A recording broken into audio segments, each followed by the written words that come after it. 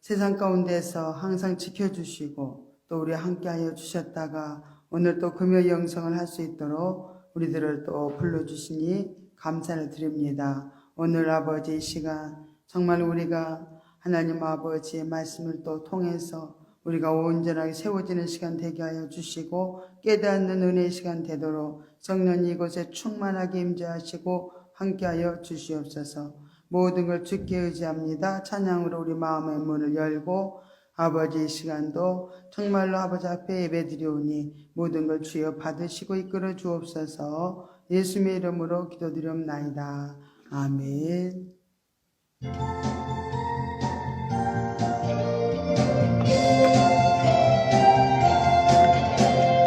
한강 아래 나에게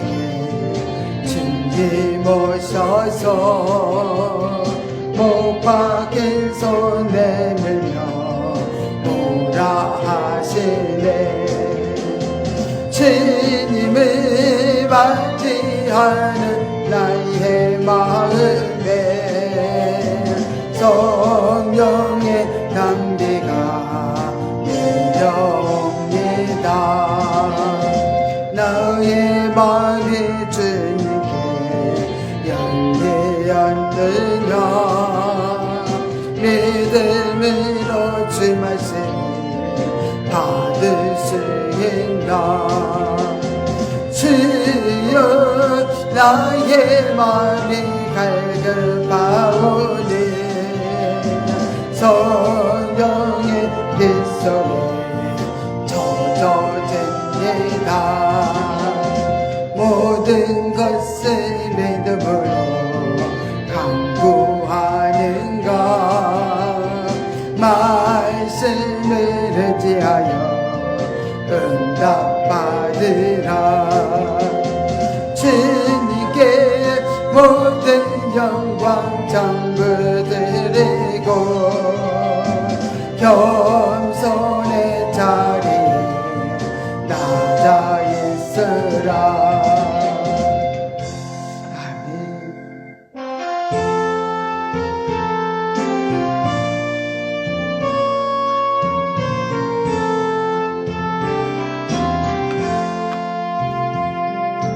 어둠 속을 헤맬 때에 당신 기억하시고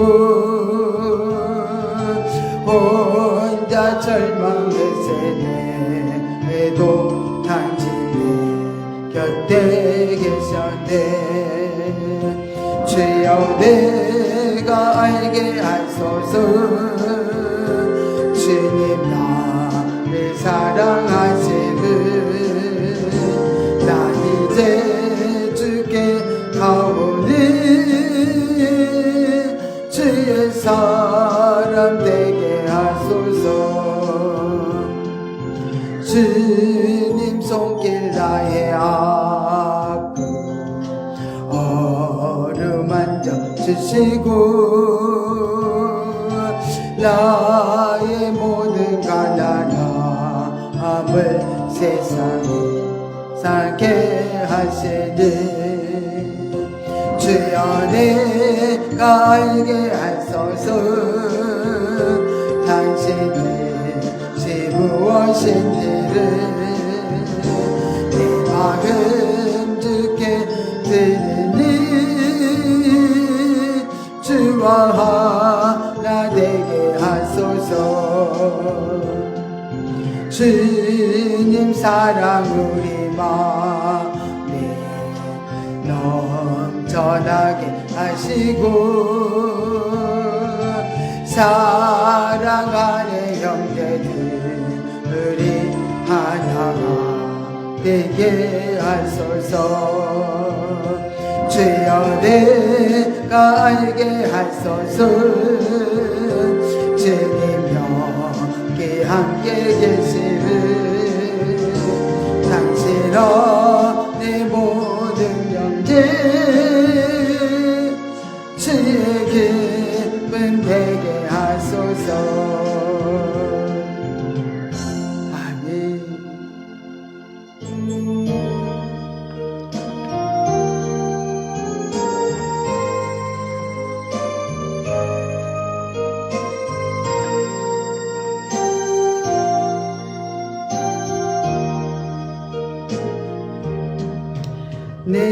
그리스도와 함께 십자가에 못 박혔나니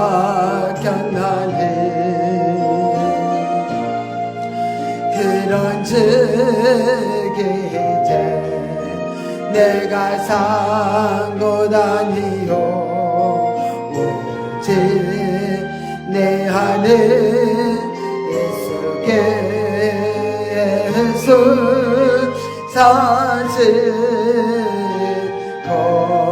것이라 이제 내가 육체 가운데 사는 것은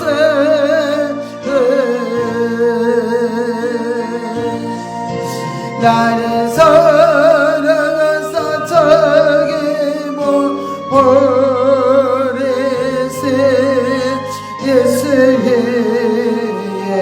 산 곳이라.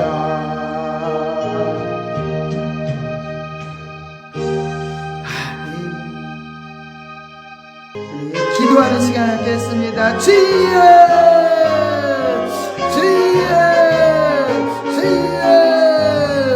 할렐루야. 고맙고 감사하신 하나님 아버지 주여 감사드립니다.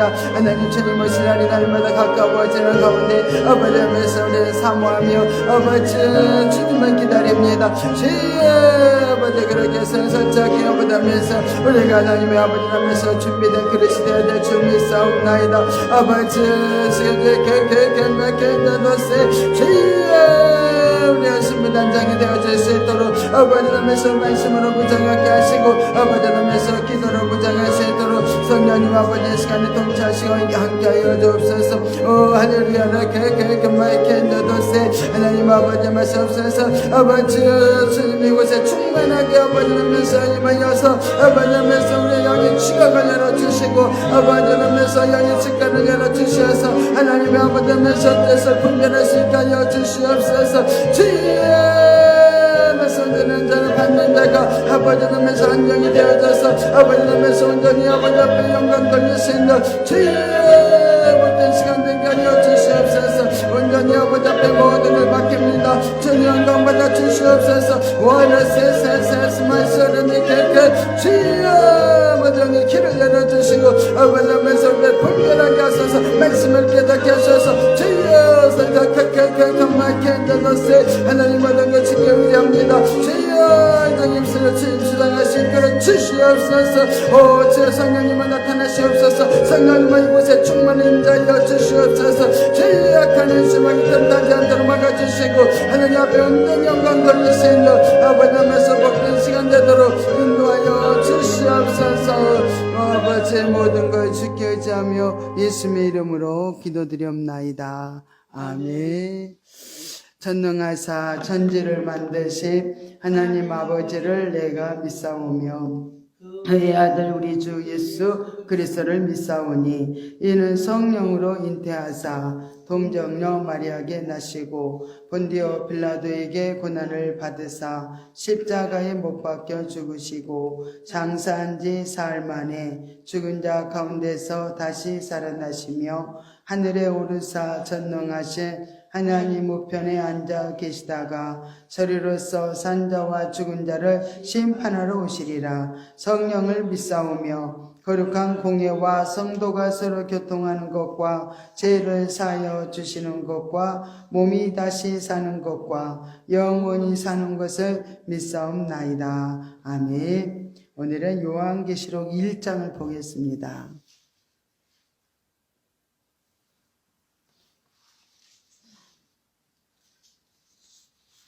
요한계시록 1장 1절부터 7절 말씀까지 우리가 합독하여서 읽겠습니다. 하셨죠? 예수 그리스도의 계시라. 이는 하나님이 그에게 주사 반드시 속히 될 일을 그 종들에게 보이시려고 그 천사를 그정 요한에게 보내어 지시하신 것이라. 요한은 하나님의 말씀과 예수 그리스도의 증거 곧 자기의 본 것을 다 증거하였느니라. 이 예언의 말씀을 읽는 자와 듣는 자들과 그 가운데 기록한 것을 지키는 자들이 복이 있나니 때가 가까움이라. 요한은 아시아에 있는 7 교회에 편지하노니 이제도 계시고 전에도 계시고 장차 오실 이와 그 보좌 앞에 7 영과 또 충성된 증인으로 죽은 자들 가운데서 먼저 나시고 땅의 임금들의 머리가 되신 예수 그리스도로 말미암아 은혜와 평강이 너희에게 있기를 원하노라. 우리를 사랑하사 그의 피로 우리를 죄에서 우리를 해방하시고 그 아버지 하나님을 위하여 우리를 나라와 제사장으로 삼으신 그에게 영광과 능력이 세세토록 있기를 원하노라. 아멘. 볼지어다 구름을 타고 오시리라. 각인의 눈이 그를 보겠고 그를 찌른 자들도 볼 터이요 땅에 있는 모든 족속이 그를 인하여 애곡하리니 그러하리라. 아멘. 잠깐만요.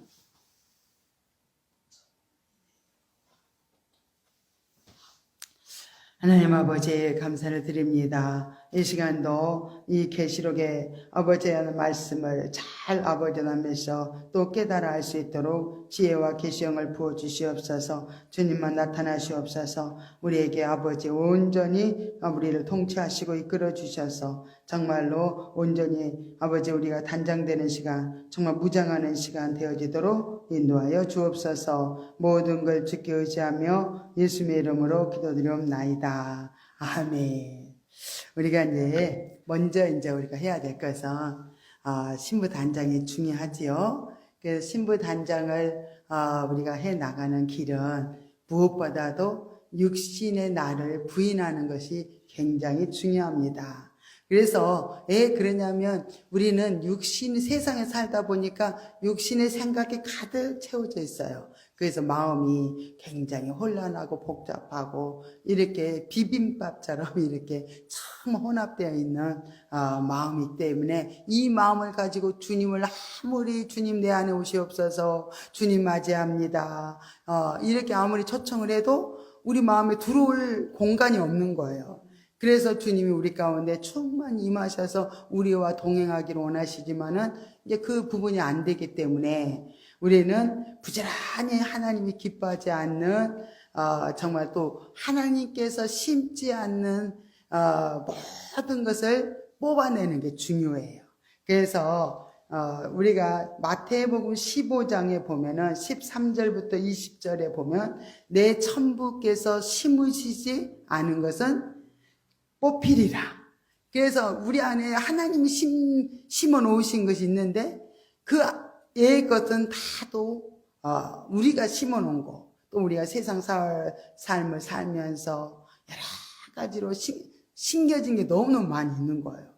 그래서 이제는 우리가 그래서 많은 사람들하고 이렇게 교제를 하는데 이 심겨진 거 가지고 우리는 모든 사람이 교제를 하면서 살아요. 우리 마음에 무엇을 많이 심어 놓냐, 거기에 따라서 내가 지금 모든 사람들하고 관계를 가지면서 살아가요. 그런데 우리 입에서 나오는 18절에 보니까, 마태복음 15장 18절에 보니까 입에서 나오는 것들은 마음에서 나오나니, 마음에 무엇이 심겨지냐에 따라서 입에서 나온다는 말이에요. 그래서 복음이 심어진 사람은 계속 복음이 나오겠죠. 그리고 또 어떻게 돈이 최고야, 그런 사람들은 계속 육신의 욕망을 따라서 사는 그런 죄된 그런 모든 욕망에 대한 삶이 나오겠죠. 그죠? 그래서 마음에서 나오는 더러운 것이 있다면은 다른 사람들 막 더럽게 만들어요. 내 속에 죄악이 가득 차다면 이 죄가 내 입에서부터 계속 흘러가면서 다른 사람들을 더럽게 만든다는 거예요. 그래서 그 마음에, 그러면 뭐가 그렇게 심겨져 있을까 한번 보겠습니다. 마음에서 나오는 것은 악한 생각이라는 거예요. 또 살인과 간음과 음란과 도적질과 거짓 증거와 해방이니, 이런 것들은 하나님께서 심으시지 않는 것이라는 거예요. 그래서 여러 가지 이제 심으시지 않는 것을 하나님께서는 뽑아내기를 원하시는 거예요.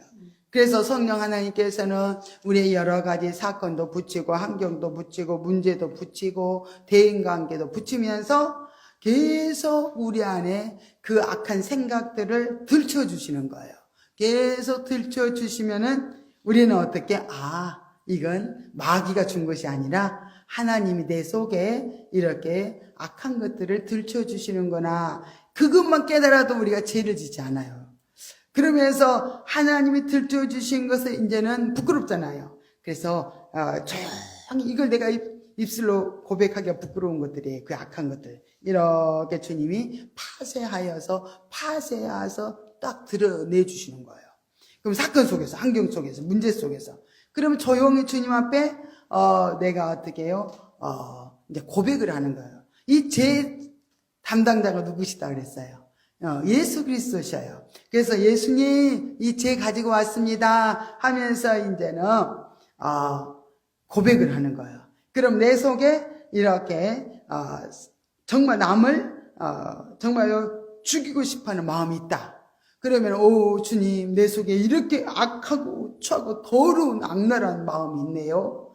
이거 주님 가지고 왔습니다. 이게 육신의 납니다 하면서 육신의 나의 죄화물 때문에 예수님 십자가에서 피 흘린 거 믿어요? 주의 흘린 피 공로 의지하오니 이 더러운 악한 생각들을 제하여 주시옵소서. 요한일서 1장 9절 약속대로 나를 죄에서 구원해 주옵소서. 예수님 이름으로 기도드립니다. 아멘. 이렇게 해서 끊임없이 우리는 들춰주신 것을 주님 앞에 드리기만 하면은 우리가 성령님이 이끌어 가시는 그 의도를 잘 아는 거예요. 이제 그렇게 들을 수 있다는 거에서 의도를 잘 알고 우리는 고백을 할 수 있는 거죠. 하나님은 이렇게 우리들을 끊임없이 우리들을 구원받은 하나님의 자녀들을요 계속 세상 끝날까지 우리를 이끌어 가셔요. 왜냐하면은 구원받은 하나님의 자녀들을 주관적으로 정말로 구원의 역사를 이루기 위해서 개개인에게 성령님이 임하셔서 성령님께서 끊임없이 우리들을 어떻게 해요? 이렇게 거룩한 길로, 의의 길로, 생명의 길로 계속 인도를 해 가시는 과정 속에서 필수적으로 이렇게 하나님께서 죄를 들춰주신다는 거예요. 그러면은 고백만 한다면 우리 마음은 어떻게 될까요? 참 성령 예수님이 죄를 받으시고 우리의 악을 제하시는 거예요. 악을 제하시고 주의 보혈의 피로 깨끗이 씻어주시고 이제는 악을 받으시고 우리를 이제는 생명으로 채워주시는 거예요. 계속 내 마음은 생명으로 육이 제거된 만큼 내 안에는 영적인 생명으로 계속 채워져요. 그러면은 우리 마음이 평강이 넘치고 자유가 있고 우리 마음이 깨끗해지고 생명이 충만한다는 것은 그만큼 주님과 함께 하는 거고 또 주님의 음성이 잘 들린다는 거예요. 생명이 충만하면은. 그래서 이런 과정을 끝까지 우리가 해 나가지 않으면은 정말 주님과 동행하기 어렵습니다. 그래서 이 과정을 이렇게 부지런히 하기 위해서는 모든 허물과 죄악이 드러나면 드러날수록 우리는 주님께 조용히 갔다가 주님께 드리면 된다. 그건 이제 자백하면 된다 이 소리예요. 그래서 요한일서 1장 우리가 9절 말씀이 우리 죄를 자백하며 저는 미쁘시고 의로우사 우리를 모든 죄에서 사하시며 모든 불의에서 깨끗게 하신다는 약속을 믿고 우리는 주님 앞에 계속 자백을 하는 거예요. 그러면은 주님께서 굉장히 정결한 심령으로 우리를 거룩한 심령으로 계속 변화시켜 주셔서 오실 예수님을 우리가 재림하여 오실 예수님을 맞이할 수 있는 것입니다. 이렇게 우리가 비빔밥 같은 그렇게 혼란된 마음들 비빔밥을 한번 우리가 또 생각해 보면요. 비빔밥 속에는 여러 가지 혼란된 비빔밥에 우리 심령이 그러다면은 우리 마음이 비빔밥 같다면은 얼마나 여러 가지로 복잡한 게 들어있어요. 그죠? 그래서 우리는 그때마다 콩나물을 들어 올려지고 뭐 고사리 또 뭐 여러 가지 시금치 다 올려주는 거예요. 여러 가지 사건과 환경과 문제 속에서. 그러면은 그걸 부지런히 주님 앞에 드리면요, 이게 계속 내 안에서 뽑아내 주신 것을 주님 앞에 드리기만 하면요, 얼마나 마음이 이렇게 깨끗해지고, 그 대신 뭐가 되냐면요, 혼란한 거, 복잡한 생각들이 다 없어지면서요, 마음이 얼마나 정결하고 깨끗해진지 몰라요. 그러면서 굉장히 막 우리가 또 산만하잖아요. 이럴까 저럴까 막 이거 오늘 해야 되는데 저거 해야 되는데 뭐 막 산만한 것들이요 다 정리가 되어져요. 그래서 조용해지면서 주님이 뜻이 다 알아지고 깨달아지면서 하루 일과를 주의 통치를 받아서 잘 살아갈 수 있겠죠. 그래서 얼마나 우리 속에 이 마음이 혼합되어지고 혼란한 생각들을 주님 앞에 그대로 드리기만 한다면은 얼마나 마음이 거룩해지고 정결해지기 때문에 정말요, 주님이 우리와 함께 하시면서 끊임없이 정말 음성이 우리 속에서 들려온다는 것을 안다면은 굉장히 정말로 이것을 가르쳐주지 않아서 그렇지 정말로 배우고 나면 얼마나 또 쉽고 길을 알게 되는 거예요. 그래서 제가 어디를 가서 이 부분을 쭉 설명을 해줬더니, 저는 들어본 적이 없어요. 그런 말씀을 누가 그렇게 알려주지를 않아서 너무 답답합니다. 이렇게 얘기를 하더라고요. 그래서 그 방법을 쭉 알려주면서 그대로 고백하면서 이 죄와 허물들을 들춰내 주시면은 주님 앞에 드리기만 하면은 정결한 심령이 됩니다. 이렇게 알려줬더니 너무 좋아해요. 이렇게 길을 우리가 모르면은 굉장히 헤맬 수밖에 없잖아. 그런데 이 길을 알고 가면요, 굉장히 우리가 헤매질 않아요. 그래서 그 길로만 쭉 가면 되니까, 아는 길로만. 그래서 이렇게 우리에게 정말로 죄를 처리받고 주님과 동행하는 길, 또 의로운 길, 거룩한 길로 가는 길을 우리가 알고 그대로 가면서 또 이웃들이 많은 사람들이 또 헤매요. 많은 사람들을 헤매고 갈등하며 그 길을 알려주면요, 그 헤매는 사람이 끊어집니다. 그리고 혼란하지 않고 이 마음이 평안해지고 이 속에 굉장히 마음이 정말 정결해지면서 주의 음성을 듣고 본인들이 정말 주님과 동행하는 삶으로 사라지니까 굉장히 그들이 길을 찾고 주의 인도를 따라서 이렇게 가게 됩니다. 그런데 우리 속에 이렇게 육신의 죄와 허물들, 악성, 독성, 죄성, 인간성, 고정관념, 육신의 틀들, 이런 상처, 아픔들, 이런 것들을 계속 이렇게 주님 앞에 고백해서 처리받으세요. 그러면은 믿음이 없는 사람은 이걸 가지고 가지를 못해요. 아이고, 그런다고 죄가 처리될까?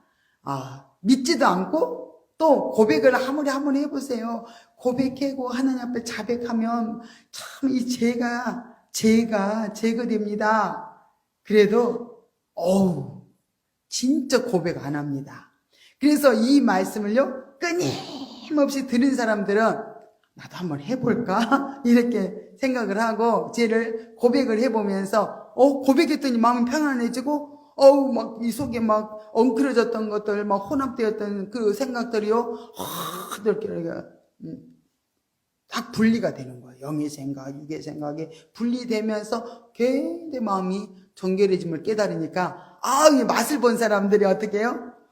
진짜구나. 그러면서 그때부터 막 열심히 하면서요, 성령이 이끌려 정말 주관적 구원의 역사를 성령이 이끌려 이렇게 구원의 역사를 쫙 이루어가는데 동참하면서 주의 인도를 받아 이렇게 살아가게 됩니다. 그래서 믿음이 있어야 우리 죄도 주님 앞에 이렇게 자백하면서 이렇게 드릴 수 있다는 거예요. 그래서 믿음이 그래서 있어야 하나님을 기쁘시게 해드리고, 믿음이 없이는 하나님을 기쁘시게 해드릴 수 없다고 분명히 말씀을 했습니다. 그래서 우리는 참 이 죄를 또 우리가 이 속에 굉장히 죄성, 악성, 독성들을 주님 앞에 드리지 않으면요, 어떤 일이 일어나냐면요, 우리가 환경에서 자꾸 싸우는 일이 일어나요. 다투고 또 계속 또 죄를 지어서 죄 열매를 계속 맺힐 수가 있다는 거예요. 그렇기 때문에 꾹꾹 참고 있으면 안 된다는 거예요. 이거 주님 앞에 갔다가 부지런히 자백을 하고 고백을 해서 드리면은 굉장히 변화가 되는데 우리 사람들, 그래도 믿음 생활하는 그리스도인들도요, 그거 주님 앞에 안 드리고 그래 꼭 참고 그럽니다. 그러나 참는 것도 한계가 있어요. 언제 되면 꾹꾹 참는 것이요 쫙 폭발이 돼요. 용수술도 누르면 누를수록 용수철이 있잖아, 나중에 팍 튀어오르는 것처럼 우리 속에서요 이 재성, 악성, 독성들을 막 눌러놓으면요 나중에 폭발이 되면서 막 크게 넘어져요. 그래서 그때마다 주님 앞에 부지런히 드리는 것은 죄를 자백해서 고백을 해드리면 정말 주님이 그렇게 기뻐 받으시고 우리 죄를 사해 주시고 우리를 정결케 해주신다는 그 말씀에 그 약속을 우리가 믿고 순종하는 것이 굉장히 중요한 걸 볼 수 있습니다. 이렇게 가다 보면은 마음이 이제 점점 기쁨이 충만해지고요. 결국 나중에는 막 희락이 올라와가지고 마음속에서 막 정말 너무 기뻐요. 기쁠 일이 있어서 기쁜 게 아니에요. 여기서 막 그냥 생수 같은 막 생명의 역사가 막 터져 올라오니까요. 이 세상에 살면서 막 사건도 문제도 안 풀렸는데도 이 마음에서는 너무 기쁘고 행복하고 막 희락이 막 올라오는 거예요. 그러면요 모든 거 다 이겨지잖아요. 세상의 환경에서, 어려움에서, 고통에서, 문제 속에서 다 이겨져 버립니다. 그렇게 이겨지면은 정말로 모든 환경을 감당할 수 있겠죠. 감당하면서 주님께 묻고 주님 앞에 천천히 죄인들을 따라서 이렇게 살아가게 되면은요 굉장히 이 생명이 풍성한 삶을 우리가 누리면서 정말 영적으로 이렇게 경험을 자꾸 해봐야 돼. 경험을 자꾸 해보면요 막 이제 영적 실제를 경험하는 거예요. 예수피 씻으세요. 그러면은 씻으면 되는 거예요. 씻으면은 점점 영적 실제가 내 안에서 막 일어나는 거예요. 실제 삶 가운데서. 그러면은 우리가 이렇게 영적 실제를 맛보면서 점점 영적 지각이 열려지고 영적인 비밀이 알아지면서 참 여기가 이제 성령이 충만하니까 영적 비밀이 알아지고 영의 직관이 열려지고 그러면서 여러 가지 상황, 환경, 사건 속에서요 많은 그 문제를 통해서요 또 우리가 비밀을 많이 캡니다.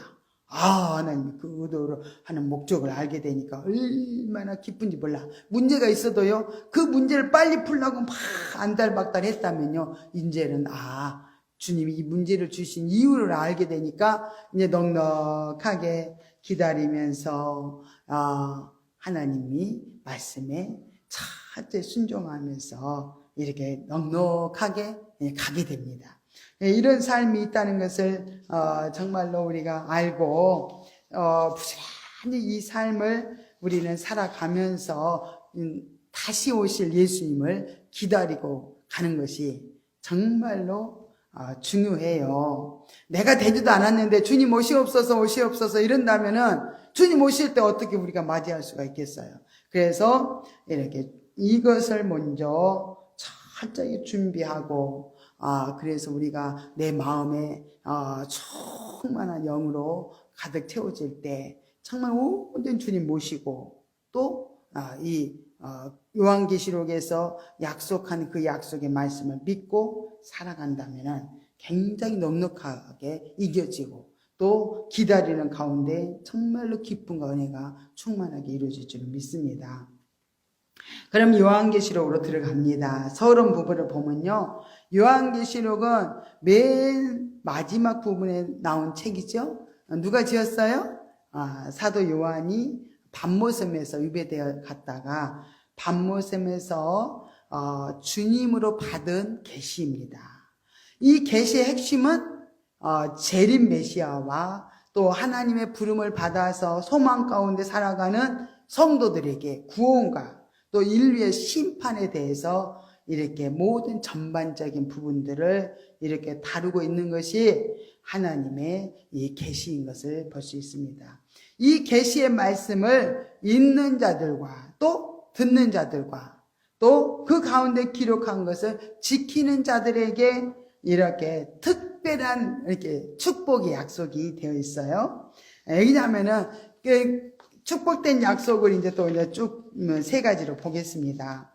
그 축복된 그 약속을 우리가 이제 받아야 돼. 축복된 약속을 다 누구나 다 받아야 돼요. 왜 그러냐면은 주님이 오실 때가 가까웠기 때문에 그렇습니다. 이렇게 성도들이 이렇게 정말로 복이란 것은 성도들이 살아서 예수님을 신랑으로 맞이할 수 있는 것이 복이에요. 그죠? 예수님을 신랑으로 맞이할 수 있는 게 복입니다.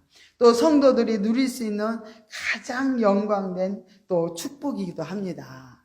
이렇게 이 계시에 그 연구 없이는 또 주 재림에 대한 올바른 소망을 이렇게 가질 수 없기 때문에 이것을 잘 배우고 우리가 주님을 기다린다면은 정말 올바른 삶으로 살아가게 될 줄 믿습니다. 여기에 본서의 이제 확실성을 우리가 보면은 사도 요한이 계시를 받은 후에 본서를 이제 기록하면서 자신이 받아서 기록한 이 책이 분명한 하나님의 말씀이며 계시란 사실을 확실히 증거해 주기 위해서 이전에서 말씀을 하고 있어요. 요한은 하나님의 말씀과 예수 그리스도의 증거, 곧 자기의 본 것을 다 증거하였느니라. 여기서 하나님 말씀이다 그랬죠? 예수 그리스도의 증거다겠죠? 그것을 지금 다 본 것을 이렇게 증거했다 말하고 있습니다. 장차 될 일에 대해서 하나님은 요한에게 하나님의 말씀과 예수 그리스도의 증거라고 하면서 이렇게 하나님께서 한상으로 보여주셨어요. 그러나 우리가 명심해야 할 일은 이 계시의 내용의 그 자체는 결코 한상이 아니라 사실이라는 거예요. 사실. 그래서 이처럼 요한계시록은 한상으로 요한에게 보여주셨기 때문에 여러 가지 또 상징적인 그런 의미가 이렇게 담겨있는 그런 표현들이 있습니다. 그러나 이 같은 이유로 인해서 많은 사람들은 요한계시록을 그냥 상징적으로 이렇게 해석하려고 한다는 것은 잘못된 거예요.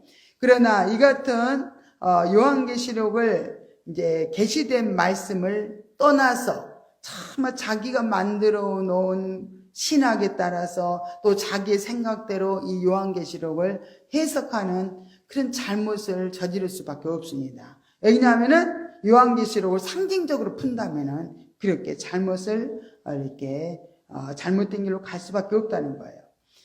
그래서 요한은 자기가 본 계시에 대해서 이 계시는 하나님의 말씀과 예수 그리스도의 증거이다 하면서 분명히 말씀을 이렇게 사용하고 있습니다.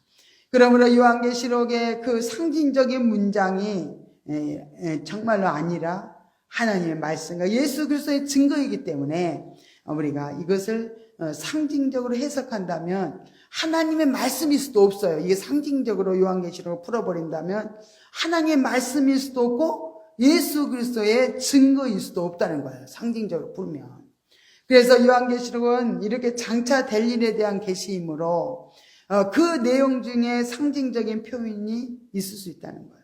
그러나 상징적인 표현이 실제적으로 사건에 대한 상징적인 표현인지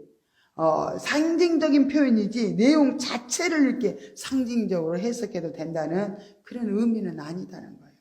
한 가지 사건을 가지고 이렇게 또 해석해도 좋고 저렇게 해석해도 좋고 그렇게 생각한다면 하나님 말씀이나 예수 그리스도의 증거일 수가 없다는 거예요. 그러므로 계시록 말미에 가서 이 책에 기록된 계시의 말씀을 가감하는 자들에게 빼고 더하는 자들에게는 엄중한 경종을 이렇게 또 심어놨습니다. 실려놨어요. 계시록 22장 18절 19절에 그 말씀이 분명히 경종을 주고 있다는 거예요. 그럼 계시록의 주제를 봅니다. 요한계시록은 분명한 목적을 가지고 게시된 성경입니다. 그러면 여기서부터 요한계시록의 주제에 대한 그런 정확한 답은요, 반드시 속히 될 일이다 그랬어요. 반드시 속히 될 일에서 우리가 찾게 되는데, 이렇게 반드시 속히 될 일에 대하여서 7절에서 볼지어다 구름을 타고 오시리라. 각인의 눈이 그를 보겠고 그를 찌른 자들도 볼터이요 땅에 있는 모든 족속이 그를 인하여 애곡하리니 그러하리라. 아멘. 이렇게 반드시 속히 될 일을 분명하게 이렇게 말씀을 하고 있습니다. 그러므로 요한이 받은 이 계시록의 내용은요, 전적으로 뭐에 대해서 기록했다고요? 주의 재림에 대해서 그 포커스를 맞추고 있다는 걸 알아야 될 줄 믿습니다. 요한계시록 전체에 이렇게 도도히 흐르고 있는 이렇게 맥을 잡아야 돼. 맥은 바로 예수님의 재림 사건이다. 무슨 말인지 알겠죠? 요한계시록이 예수님의 재림 사건에 대해서 이렇게 되어 있기 때문에 그것을 알고 이렇게 하나하나 풀어나간다면 이렇게 맥이 쫙 풀어지면서 성경이 열어지면서 우리가 잘 이해하고 알 수 있을 줄 믿습니다. 주의 재림은 신약 성경의 중심 사상이에요. 신약 성경에 또한 모든 성경들의 최대의 소망인 거예요. 계시록은 이렇게 바로 이 같은 소망인 주의 재림을 전적으로 이렇게 다루는 그런 종말적인 예수 그리스도의 계심을 우리가 인식하는 것이 바른 계시록 연구에 정말 큰 중요한 요건이 된다는 것을 알아야 될 줄 믿습니다. 그럼 계시록의 목적을 봅니다. 이 목적의 이제 계시록의 목적을 알려면 계시록 19장 7절부터 8절에 보면 어린 양의 혼인 기약이 이르렀고 그 아내가 예비하였으니 그에게 허락하사 빛나고 깨끗한 세마포를 입게 하셨은저 이 세마포는 성도들의 옳은 행실이라고 이렇게 분명히 계시록의 목적은 옳은 행실의 세마포 옷을 입게 하는 것이 정말 계시록의 목적이라는 거예요. 그러면 계시록을 우리가 잘 알면 알수록 어떤 일이 일어날까요? 옳은 행실의 옷을 입고 세마포로 이렇게 단장을 잘 할 수 있겠죠. 요한계시록을 잘 알게 되면은. 그래서 우리가 이 새 생명 가운데서 우리가 옳은 행실의 옷은 뭐예요? 우리가 이제 새 생명을 입은 자들이 우리가 옳은 행실을 통해서 정말로 빛의 열매를 잘 맺히게 되면 그게 옳은 행실의 옷을 입게 되는 거예요. 그래서 요한계시록은 주의 재림을 기다리는 모든 성도들에게 세마포를 입혀주시기 위해서 이렇게 주신 축복의 책입니다. 그러니까 알아야 돼, 몰라야 돼. 정말 기가 딱 자기 하도록 이 요한계시록은 훤히 깨고 있어요. 깨고 있어야 돼. 왜 그래요? 우리는 마지막 때를 살고 있는 우리 성도들이잖아요. 중요한 거죠. 그런 계시록에서 또 경종을 해주는 것이 있습니다. 그것은 반드시 우리가 귀담아 들어야 될 것은 요한계시록에서 우리에게 경종을 해주는 게 뭐냐면은 666표 받지 말라는 거예요. 예? 짐승의 표. 인류 종말에 등장할 적그리스도가 이제 인류에게 선사하는 그 표, 바로 짐승의 표다는 거예요. 그 짐승의 표는 받지 말라는 거예요. 이 표는 누구에게 주는가? 짐승과 그 우상에게 경배하는 자들에게 사단의 표, 이것이 짐승의 표다는 거예요. 그게 숫자로 666표라고 그러죠. 그죠? 그래서 666표라고도 부르기도 한다는 거예요. 이 표는 어느 시대나 존재하는 것이 아니고 어느 시대나 666표가 막 존재하는 게 아니죠? 언제 존재해요? 인류 종말에, 그죠? 인류 종말 시기에 짐승이 역사의 무대에 딱 드러났을 때 비로소 이제 이 666표도 등장을 한다는 거예요. 그러면은 내가 이 책의 예언의 말씀을 듣는 각인에게 증거하노니 만일 누구든지 이것들 외에 더하면 하나님이 이 책에 기록된 재앙들을 그에게 더하실 것이요. 누가 더하죠? 이단들이 막 더하죠. 그죠? 또 만일 누구든지 이 책의 예언의 말씀에서 또 제하여 버리면 어떤 건 다 빼버려요. 제하여 버리면 하나님이 이 책에 기록된 생명나무와 미 거룩한 성에 참여함을 제하여 버리시리라 하고 계시록 22장 18절부터 19절에 자세하게 기록이 되어 있습니다. 그래서 그냥 얼마나 이단들이 요한계시록을 난도질을 하는지 몰라요. 그죠? 막 잘릴 거 자르고 자기들에게 맞춰가지고 막 그걸 사용을 하고 있습니다. 그래서 우리가 요한계시록을 훤히 알면은 이단들에게 빠지질 않아요. 이단들이 꼭 계시록을 가지고 이렇게 전하는데 잘못되게 전한다는 거예요. 그래서 우리가 요한계시록을 잘 풀어서 우리가 알고만 있다면은 우리가 정말로 미혹될 일이 없습니다. 요한이 본 것을 다 증거한 계시록에 대하여서 이제 기도로 또 환성으로 음성으로 또 막 새로운 계시를 받았다고. 요한계시록이 본 것을 다 증거했다 그랬잖아요. 그죠? 요한계시록을 다 쓰고 내가 다 증거했다고 말씀을 하고 있거든요. 그런데 다른 사람들이 내가 기도 중에 받았다, 환상 중에 받았다 하면서 내가 음성으로 들었다 하면서 다른 계시를 이렇게 받았다고 그것을 전하는 거예요.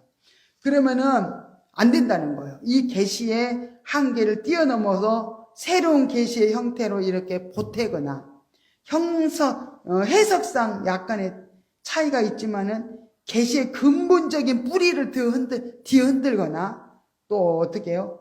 다른 나무라는 것은 이단자들의 자기 중심적 해석, 신학적으로 자기들의 신학을 고수하기 위해서, 옹호하기 위해서 이렇게 변질시켜가지고 엉뚱한 결론을 내가지고 이렇게 전하는 거. 그게 다른 나무라는 거예요. 또 다른 교훈들과 이렇게 접목을 시켜가지고 요한계시록을 이렇게 접목시킨다면은 어떤 일이 벌어질까? 그건 신부단장 해야 될 교회가 완전히 해독을 끼친다는 거예요. 신부단장 해야 되는데 잘못된 해독을 끼쳐가지고 참 하나님께서도 그들에게는 엄중한 경고를 하고 있다는 것을 우리들이 알아야 될 줄로 믿습니다. 그러면은 계시록 1장 3절에 말씀, 요한은 이 예언의 말씀을 읽는 자와 듣는 자들, 그 가운데 기록한 것을 지키는 자들의 복이 있다고 했잖아요. 그러면은 읽는 자가 복이 있다고 했어요. 읽는 자가 첫 번째. 그러면은 어떤 사람이 읽는 자가 될까? 응? 그때 당시에 7교회 사자들에게 요한이 편지를 써가지고 7교회의 하나님의 종들에게 이렇게 보냈어요. 이 계시를.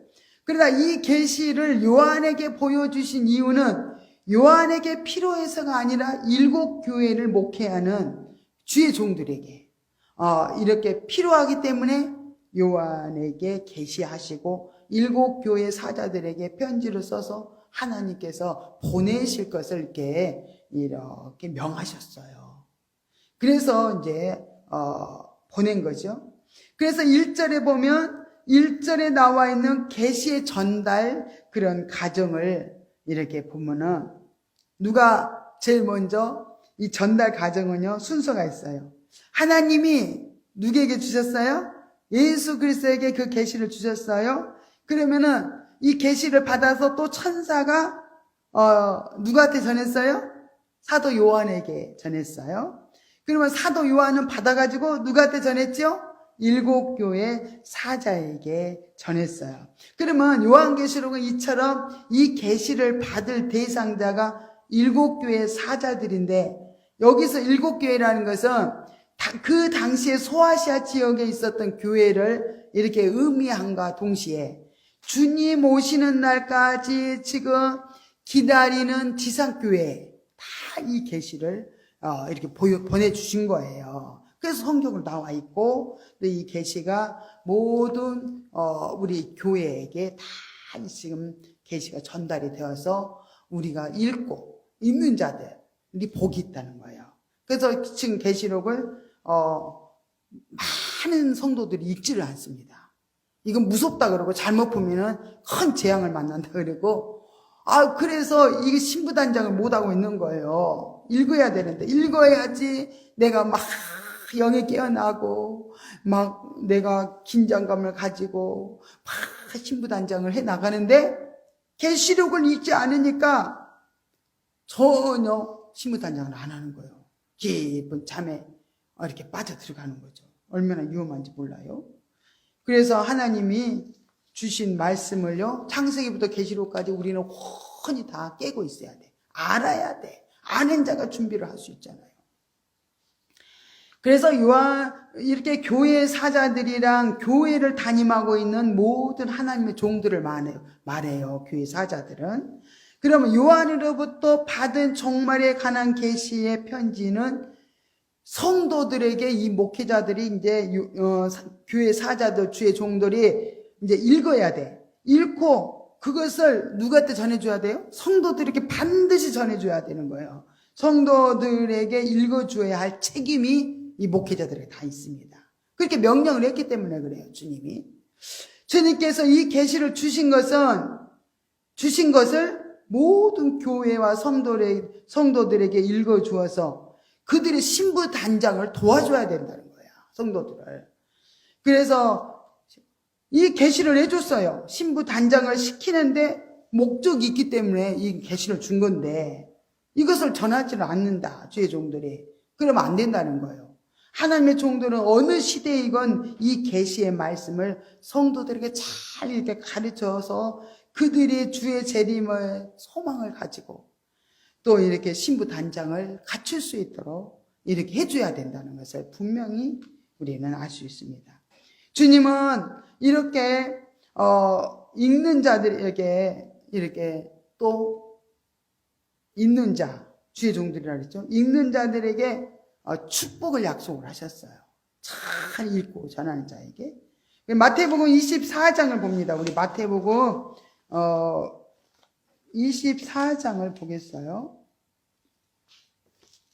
24장 45절입니다. 24장 45절. 충성되고 지혜 있는 45절. 충성되고 지혜 있는 종이 되어 주인에게 그 집 사람들을 맡아 때를 따라 양식을 나눠줄 자가 누구냐? 이 때를 따라서 양식을 나눠줄 자가 충성되고 지혜로운 종이라는 거예요. 하나님의 종들. 그러면은 주인이 이렇게 지금 주인에게 받아가지고 하나님으로부터 받아서 계시를 받아서 이제는 부지런히 전해야 돼요. 때를 따라서 전해야 돼요. 그 때가 뭐예요? 때를 따라 양식을 나눠줘야 돼. 양식이 하나님의 말씀이잖아요. 그 때, 지금 어느 때요? 지금 마지막 때잖아요.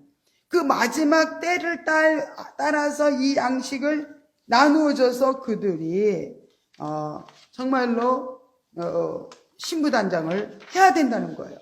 그래서 이렇게 잘하는 종들, 그죠? 마지막 때를 알고 이 계시된 말씀을 잘 전하는 종들에게는요, 하나님이 어떻게 불렀어요?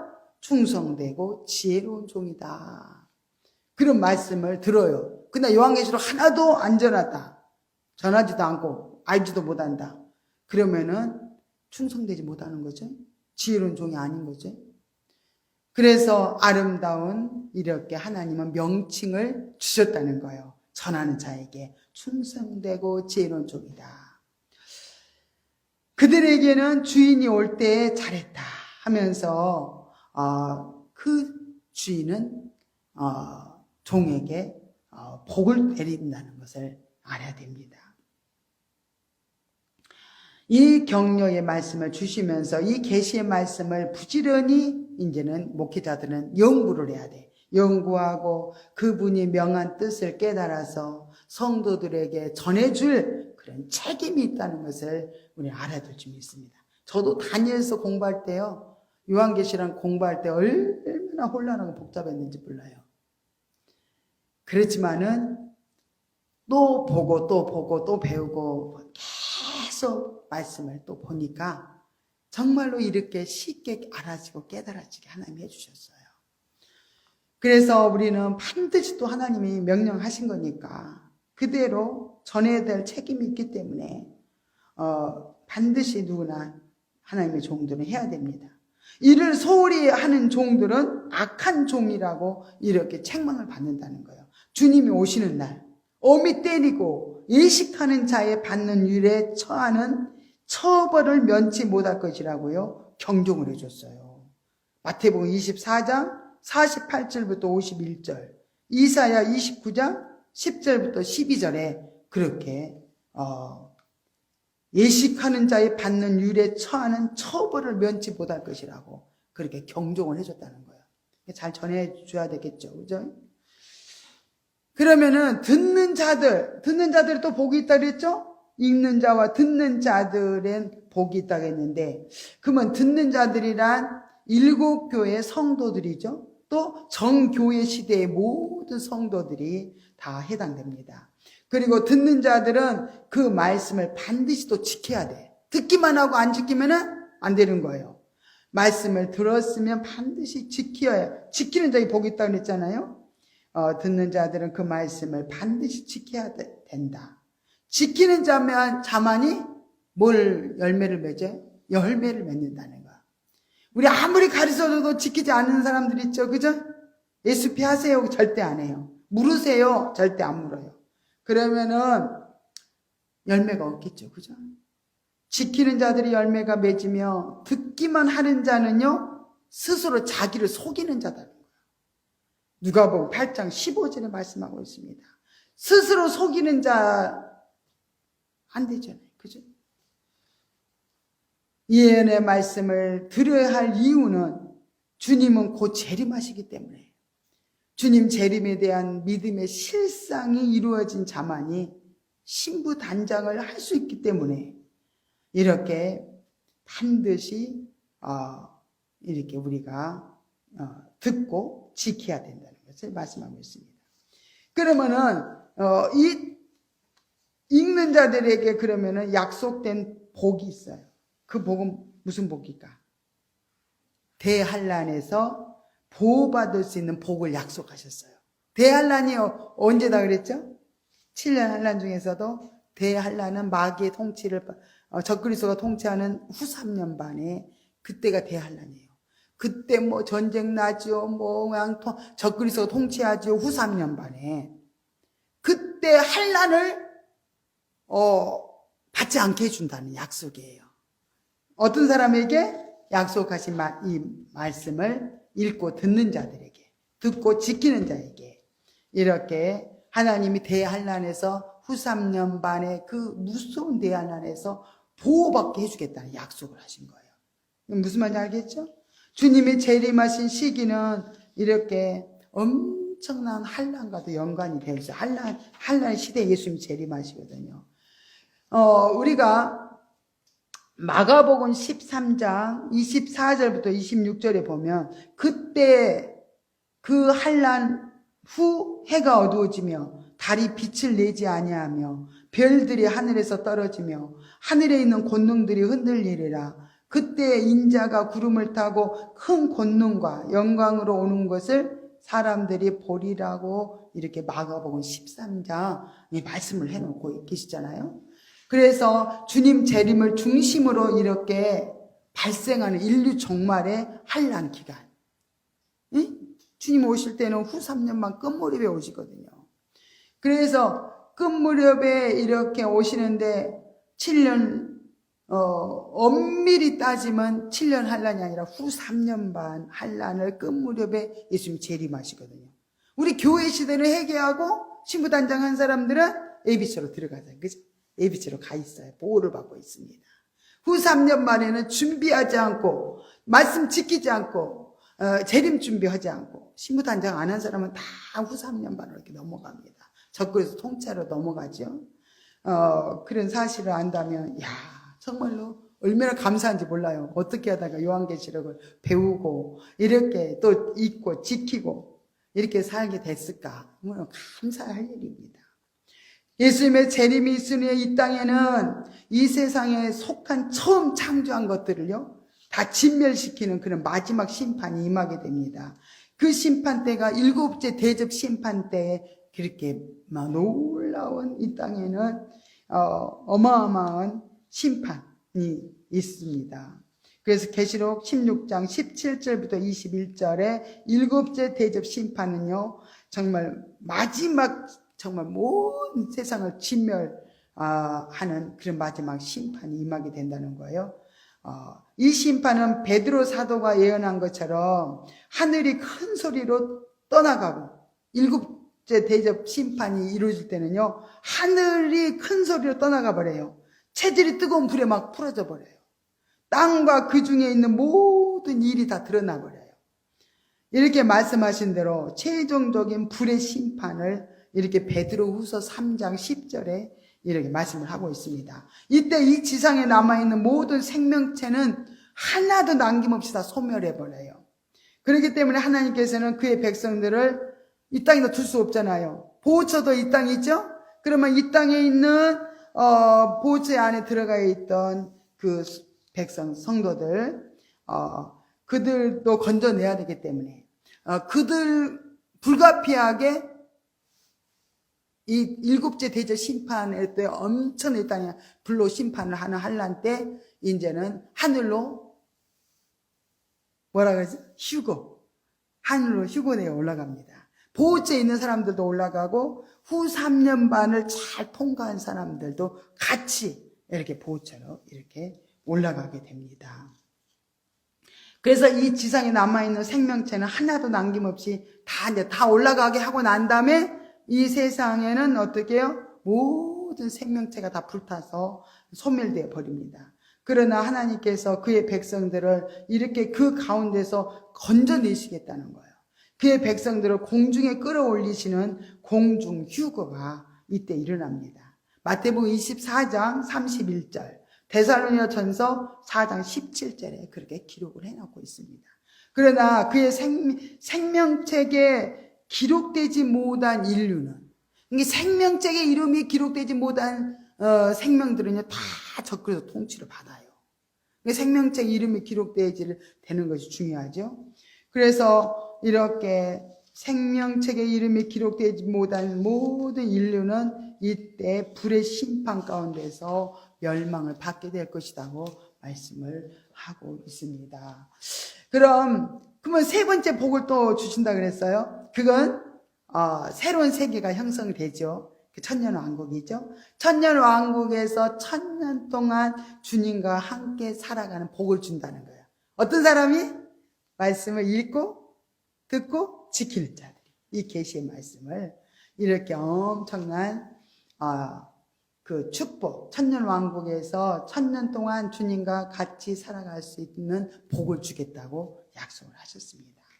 성경에는 이렇게 1000년 동안의 새로운 세계가 그의 백성들에게 약속되어 있다는 거예요. 이 세계는 애초에 인류 축복의 땅인 에덴 동산이죠. 그죠? 에덴 동산의 회복이에요. 천년왕국은. 또 첫사람 아담이 죄로 우리는 그것으로부터 쫓겨났으나 마지막 아담 예수님이 오셔가지고 이렇게 예수님이 재림하시는 날 우리는 이렇게 1000년간 그 나라의 축복을 이렇게 받아서 우리가 살아가게 될 것입니다. 그러므로 인류 종말에 살아가는 우리 성도들에게는 이 영광스러운 약속의 소망을 우리는 가지고 정말 이런 축복이 우리에게 주어져 있구나. 그 소망을 가지고 우리는 살아가야 될 줄로 믿습니다. 결론적으로 내 백성이 지식이 없어서 망한다고 잠언서 10장 21절에 말씀하고 있습니다. 우리는 이 말씀 요한계시록의 이 말씀이 오메가 복음이라 그래요. 알파 오메가 끝이 이제 오메가 복음. 또 이 요한계시록은 영원한 복음이라고 또 말을 하죠. 그래서 영원한 복음의 핵심인 주 재림, 그죠? 주 재림에 대한 그런 종말적 계시를 그대로 깨닫고 우리가 이렇게 감추어진 비밀의 만나를 이렇게 잘 먹고 우리 종말의 때와 또 그 징조를 잘 알고 이렇게 나가야 됩니다. 왜 그러냐면은 마지막 때일수록 비성경적인 그 유사 개념들이 많이 막 돌아다녀요. 그래서 666 바코드, 또 EU, 세계정부, 베레칩 이런 것들로 지금 둔갑을 해가지고요. 지금 막 긴박한 세대주의적 시한부 종말론이요. 막 성도들을 불안하게 만드는 거예요. 불안감을 주고요. 또 막 그 인간적인 막 열심을 끌어내가지고 생명적인 중심에 서지 못하도록 생명으로 잘 서지 못하도록 막 영혼들을 막 영적 혼란을 이렇게 줄 때 예수 그리스도 안에서 풍성한 은혜로 보장된 영원한 구원과 은혜와 평강으로 우리는 시동심하지 말아야 된다는 거예요. 이 말씀을 잘 알고 있으면은 마지막 때는 점점점 혼란한 시대가 옵니다. 뭐가 진짜인지를 모를 정도로 혼란한데 우리는 이 성경이 있잖아요. 그죠? 성경을 잘 배워가지고 우리는 평강을 잃지 않아야 돼요. 그리고 시동심하지 말고 응? 어떻게 할까 큰일 나네 막 이렇게 두려워하면서 나가면은 안 된다는 거예요. 인류 종말에 이렇게 실제 상황으로 막 짐승의 표를 이제 받지 않을 뿐 아니라 성도들의 옳은 행실에 그 신부단장을 갖추어서 우리는 주님을 기다려야 돼. 아멘 주 예수여 어서 오시옵소서 하고 이렇게 짐승의 표를 받지 않아야 되고 또 이렇게 신부단장을 잘 해놓고 이렇게 주님 오실 날을 우리가 기다리면서 이렇게 나가야 됩니다. 그러면은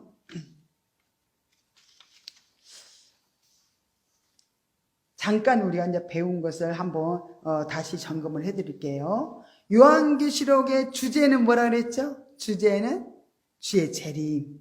주의 재림이다 그랬어요. 주제는. 그리고 주의 재림은 반드시 속게 될 일이다 그랬어요. 그럼 요한계시록을 주신 목적이 뭐라 그랬죠? 주의 재림을 기다리는 성도들에게 이렇게 세마포를 입혀주시기 위한 그런 목적이 있어요. 요한계시록은요.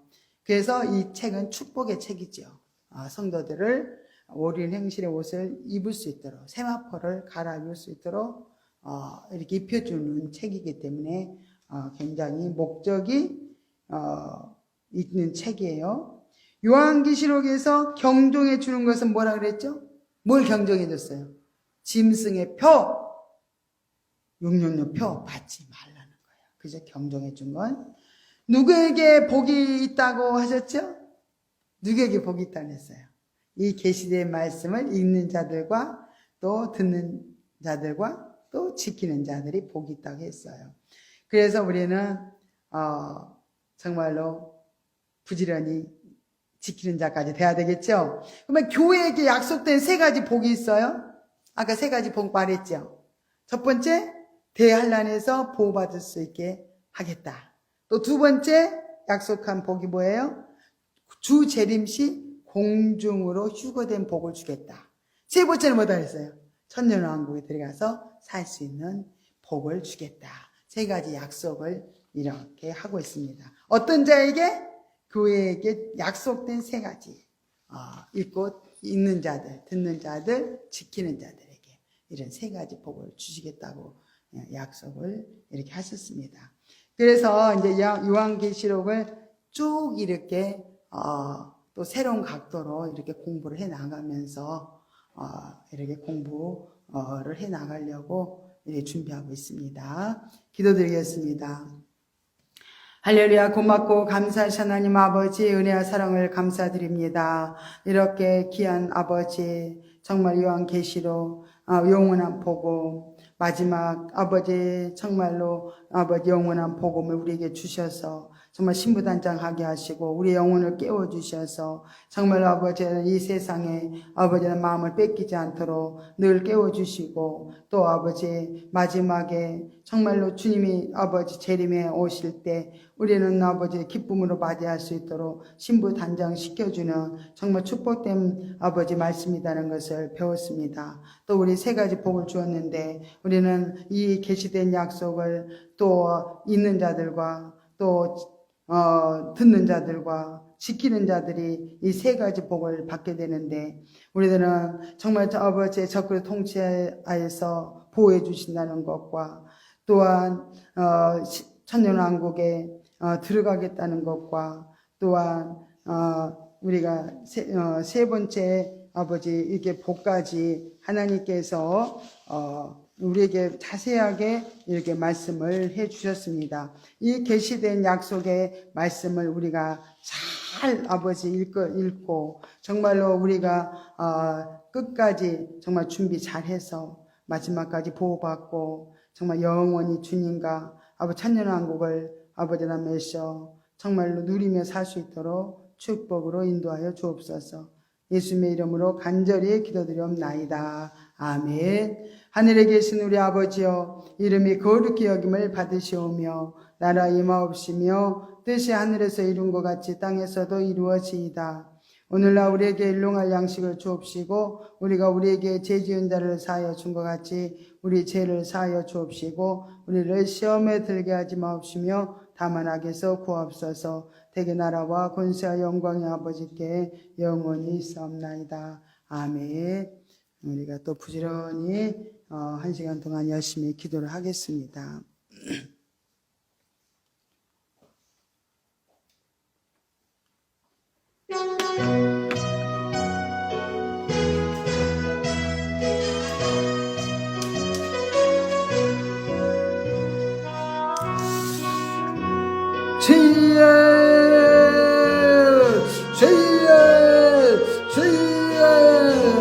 할렐루야. 고맙고 감사하시 하나님 아버지. 할렐루야. 라카카 카마케 너도세 주여 아버지 감사합니다. 와카카 카마케 너도세 주여 아버지 라카카 카마케 너도세 하나님 아버지 마시옵소서. 와세세스 말세를 라카카 카마케 너도세 아버지 마소서. 와세세스 말세를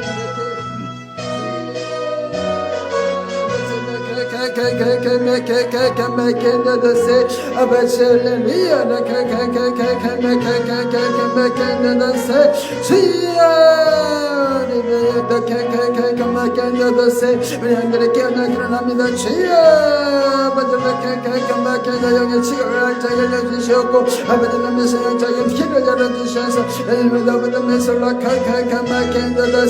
우리 하늘에 깨어나서 주여 날마다 부르짖고 기도하며 날마다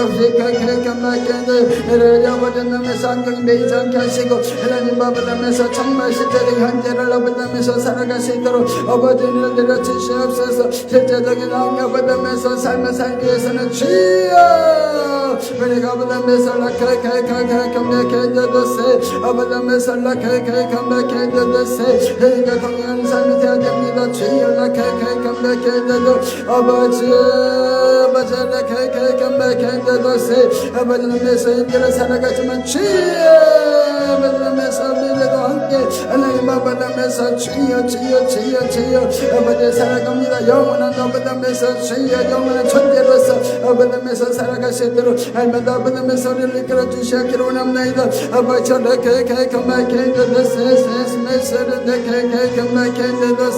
주여 계시록은 아버지 남에서 주의 재림을 말씀하고 있습니다. 아버지 남에서 주의 아버지 재림이 아버지 구체적으로 아버지 남에서 아버지 남에서 기록되어 있습니다. 주여 아버지 남에서 우리는 아버지 남에서 주의 재림을 등한히 하고 아버지 남에서 정말 사모하지 못하고 아버지 남에서 환경에 매여서 살아가는 많은 영혼들이 있습니다. 주여 아버지 영들이 깨어나기를 원합니다. 영들이 아버지 남에서 하나님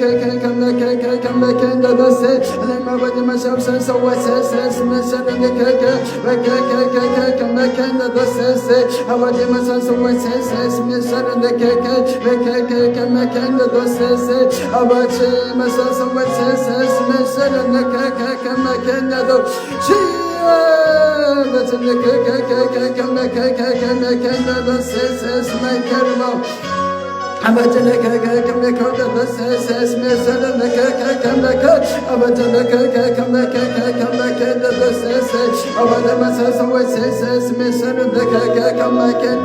아버지 많은 사람들이 세상의 환경에 묶여서 아버지 문제 때문에 아버지 앞에서 주여 질병 때문에 묶여서 아버지 앞에서 주여 살아가고 있습니다. 주여 아버지 앞에서 걱정된 영혼들 만나주시고 하나님 앞에서 주여 아버지 앞에서 주여 영적 천지로 살아가게 하소서. 아버지 앞에서 주여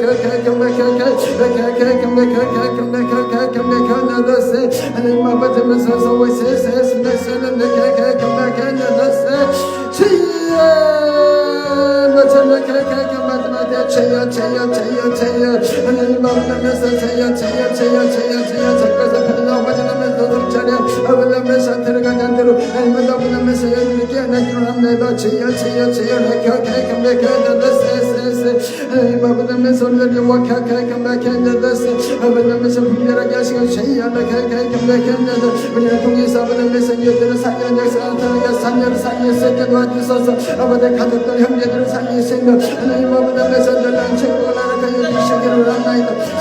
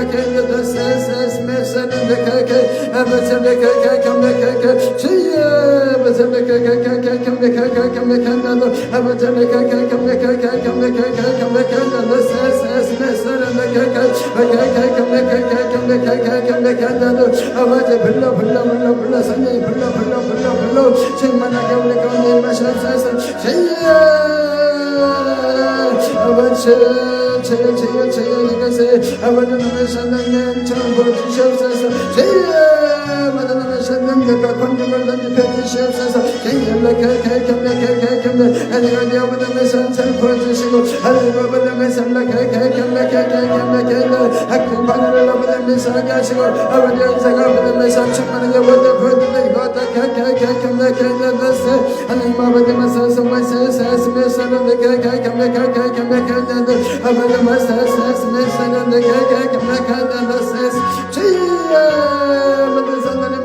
아버지 영혼들을 주여 불쌍히 여기소서. 하나님 아버지면서 건져주시옵기를 아버지 납니다. 주여 아버지면서 나에게 분달리고 주시옵소서. 아버지 깨우쳐 주시옵소서. 하나님 아버지면서 주여 아버지면서 무슨 아버지면서 나에게 아버지면서 사모님 아버지면서 묵혀서 아버지 종들을 되도록 주여 나의 종들을 아버지 하나님 영혼들을 아버지 깨우소서. 하나님 아버지 주여